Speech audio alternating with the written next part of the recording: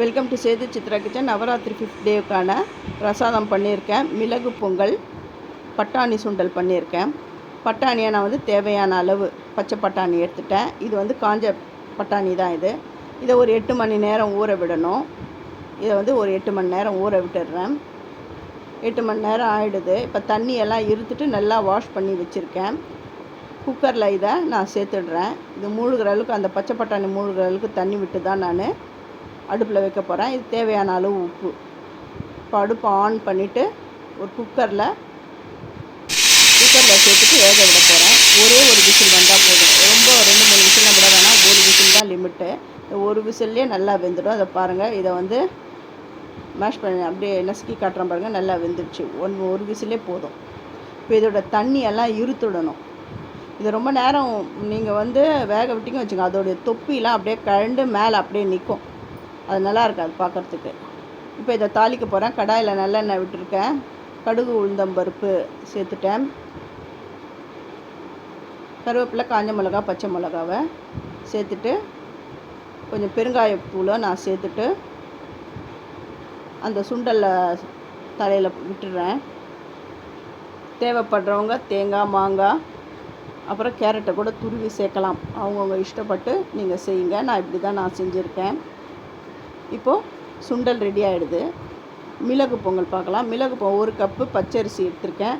அதுக்கு ஒரு கப்புக்கு அரை கப்பு பாசிப்பருப்பு. அரை கப்பு கூட இல்லை, அந்த அரை கப்பில் ஒரு புடியை நான் எடுத்துட்டேன். இதை நல்லா வாஷ் பண்ணி எடுத்துன்னு வந்துட்டேன்.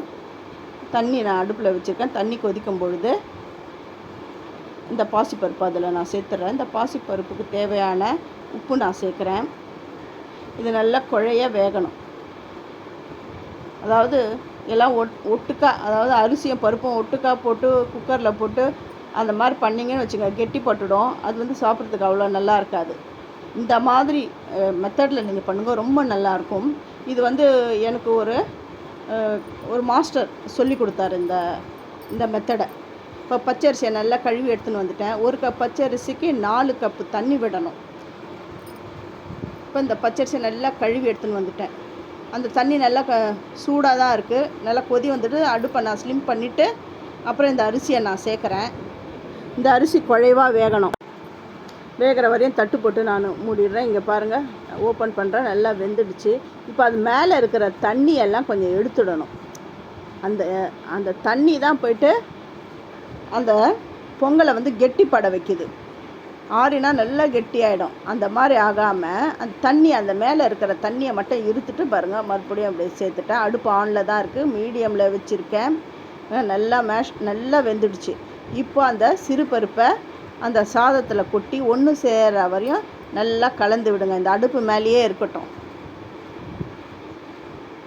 இப்போ வந்து இந்த அரிசிக்கு தேவையான, நம்ம வந்து இந்த சாதத்துக்கு தேவையான உப்பு சேர்க்கணும். நான் சிறு பருப்புக்கும் நான் சேர்த்துட்டேன் கொஞ்சமாக. இப்போ அரிசிக்கு அதனால் பார்த்து சேருங்க.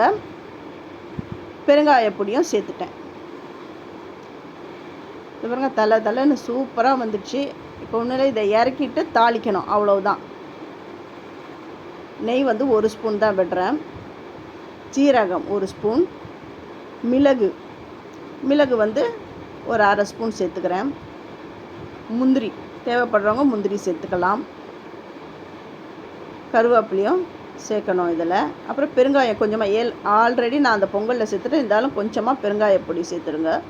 தேவைப்படுறவங்க இஞ்சி துருவலை கூட நீங்கள் சேர்த்துக்கலாம். நான் இஞ்சி துருவலாம் நான் சேர்க்கலை. இது வரையும் நான் வதக்கி நான் பொங்கலில் சேர்த்துட்டேன்.